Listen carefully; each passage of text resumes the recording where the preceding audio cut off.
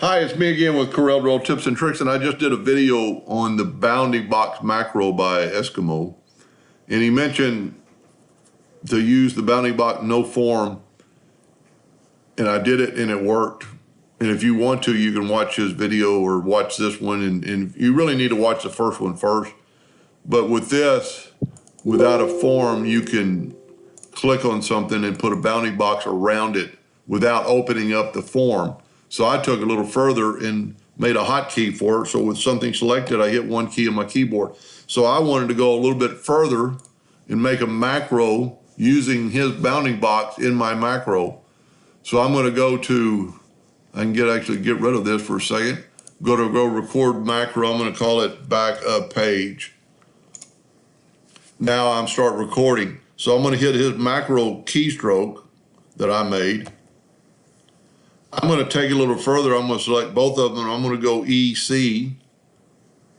And then I'm going to fill it in with yellow. And then I'm going to go to object and order it. I need to grab just the yellow box. Order back of layer. Then I'm going to hit stop recording. So let's back up here and put everything away. So this way, no matter where this item is on your drawing, we'll go and look at the macro. Your macro will be under global, under recorded macros, and there's backup page. And it did it that quick. So we need to assign it a keystroke. Let's assign it a keystroke. Let's get rid of that box. Let's move the horse to the center. Let's right click on my new macro, assign a keyboard stroke, and we're gonna just put a period. A lot of keys are taken, but if you remember the period key to assign it, it puts it down here under current shortcuts. And then hit OK. Now, if you hit the period key, nothing happens. But it does in this macro. And really, you don't even have to have anything selected. I didn't think that would work. So with it selected, it's going to put it in the center of your item that's selected. Let's back up here. Just make sure, let's delete that. Let's move the horse way up here. We've got it selected. I'm going to hit the P key or the period key.